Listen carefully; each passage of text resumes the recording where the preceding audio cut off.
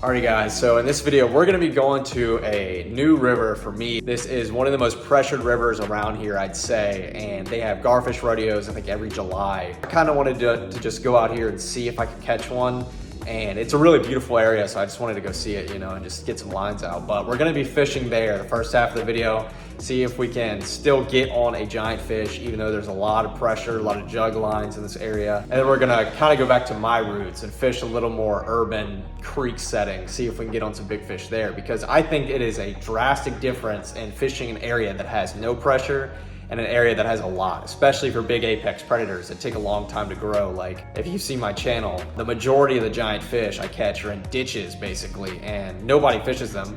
And so they can get that big. And so it's just crazy to see. So we're gonna compare the two. We're gonna do big natural river, huge river, and then we're gonna fish more of a creek. What is going on, guys? So today we're out on a river that I never fished before. We're just gonna test our luck, see if we can catch something. It's a beautiful area.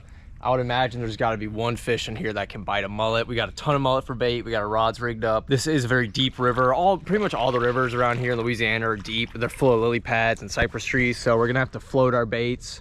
Probably I may throw one on the bottom just to see what happens, but today's just a day to get some lines out, see if we can catch one fish.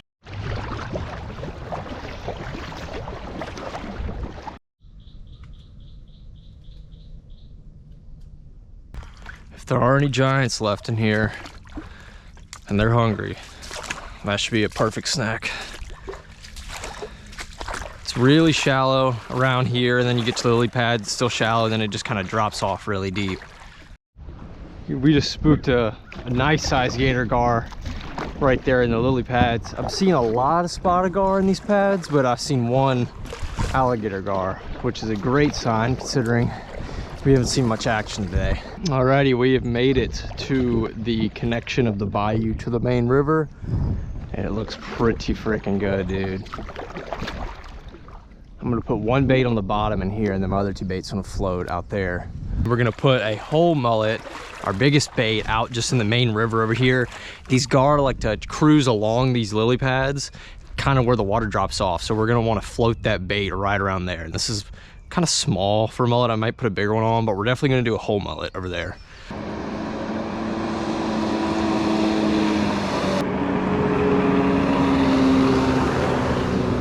Placement of these stumps, I got like a perfect little rod holder here. Hell yeah. Oh, there's a big gar. I don't even think they noticed it when those kids started revving their boat engine and they started moving forward.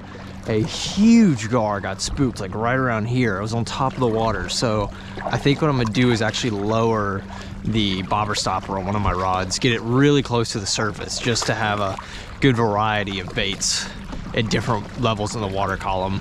Dude, sometimes I wish our rivers were more like Texas, because they're so deep. They're beautiful, but they're so deep, so it's really hard to fish for these gar, especially with all the boats. And like, obviously I'm not complaining, saying like I have more of a right to fish than the boaters, but it can be kind of annoying because with these fish you have to let them run. Usually you have to get your line really far out depending on the area that you're fishing, and it's kind of a recipe for disaster if you're not keeping an eye out, because sometimes those props will catch your line and you will lose every bit of it. So it is a struggle out here, but hopefully we can get one fish. I have a lot of hope after seeing that big fish get spooked by that boat, so let's just see what happens. We probably got a few hours of daylight left. Let's see how we can do. Alrighty guys, we're throwing out the mega mullet. Let's make sure it sinks. Yes, it does.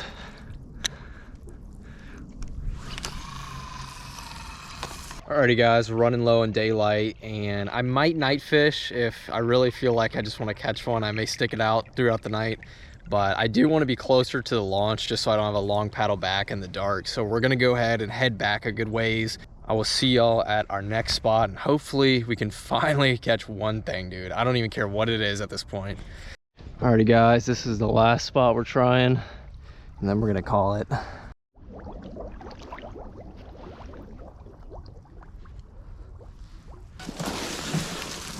No snake under there, but look at this dude.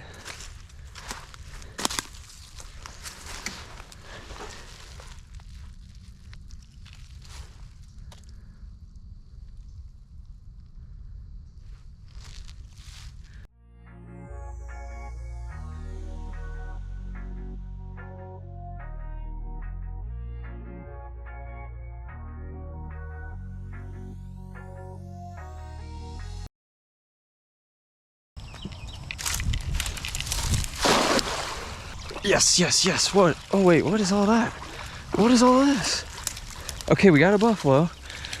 We also got 2 gar and a blue cat, but we're just gonna be using the buffalo. Alrighty guys, we're gonna go ahead and release all these fish except for the buffalo. Oh man, these catfish are so hard to get out of the net. Big old spotted gar right there. This is what I grew up catching, was all these spotted gar in this exact spot. And this is where I fell in love with catching alligator gar, because when the water gets high like this, you get some giant gator gar in this little inflow right here. So definitely a special spot to me. It always will be. I'm just so happy that it's not fished out, you know. I've never seen more than probably 5 people my entire life fishing here. Oh my god. Okay, there's some big gar in here. I'm gonna go ahead and dispatch this buffalo. We're gonna go ahead and throw them on, waste no time. I've learned over time that the best way to fish this spot is to float the baits, because I have lost more hooks than probably anyone on this planet. And it has been thanks to that tree right there. It's been there my whole life. It's definitely a big part of my fishing career, was learning to not get hooks stuck on that tree. So gotta float the baits. Well guys, we did not get another buffalo, but we got a gator gar in our cast net. Oh my goodness. Nice little gator gar in the cast net. I'm not gonna count that as a catch because it was in the net, but I am gonna tag this fish so that if he's caught again, the person who catches it can report back how big it was and whatever. There you go. And I'm also gonna take a fin sample for Dr. Solomon David and the gar team. Alrighty guys, little gator gar in the cast net. Obviously I'm not gonna count this as a catch, so we're gonna go ahead and let this dude go. We got him tagged, and hopefully we can see him when he's much, much bigger.